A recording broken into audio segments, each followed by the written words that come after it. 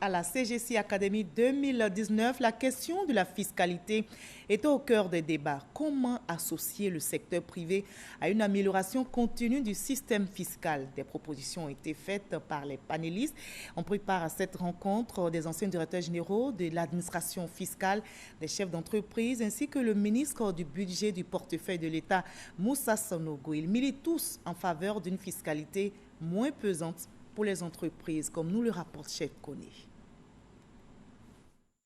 Comment améliorer la performance fiscale d'une part pour les gouvernants et réduire la pression fiscale d'autre part chez les entrepreneurs, de sorte à trouver le juste milieu pour l'amélioration d'un système fiscal ivoirien, équilibré et consensuel, marqué par une contribution plus accrue du secteur privé. Tel est tout l'enjeu de ce panel qui a réuni les acteurs du secteur public et privé.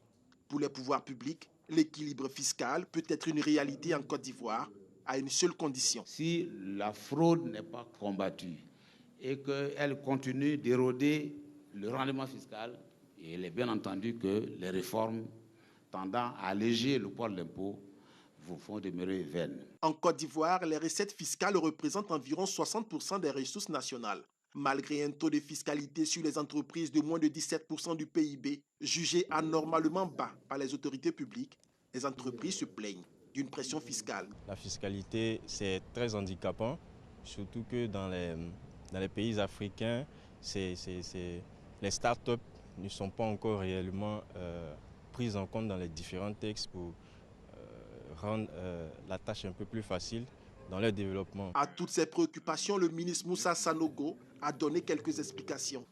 C'est avec cette fiscalité qui est quelquefois décriée que le niveau des investissements privés en Côte d'Ivoire est passé de 1 500 milliards en 2012 à 3 500 milliards aujourd'hui.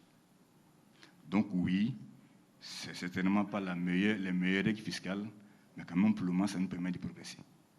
Maintenant, je suis d'accord avec vous qu'il faut qu'on aille plus loin, parce que les défis auxquels la Côte d'Ivoire va faire face sont nettement plus importants que ce qu'on connaît aujourd'hui. Ces défis pour atteindre une performance fiscale dite équilibrée passent nécessairement par un processus de digitalisation intégré, un modèle réussi au Singapour. Pour Singapour, ce qu'on avait fait, c'est de traiter la dépense de l'entreprise et de voir ça, non simplement la charge fiscale, mais aussi la charge de la sécurité sociale. Donc, si on ne peut pas baisser tout de suite les charges fiscales qui sont liées aux impôts d'entreprise, on va alléger les charges sociales. Pour cette 8e édition de ce qu'on pourra appeler l'université d'été du patronat ivoirien, la problématique de la fiscalité a été longtemps évoquée lors des 16 panels de ces assises. Le secteur privé dans son ensemble plaide pour une réduction des impôts. La digitalisation pourrait en être une des pistes de solution. Voilà.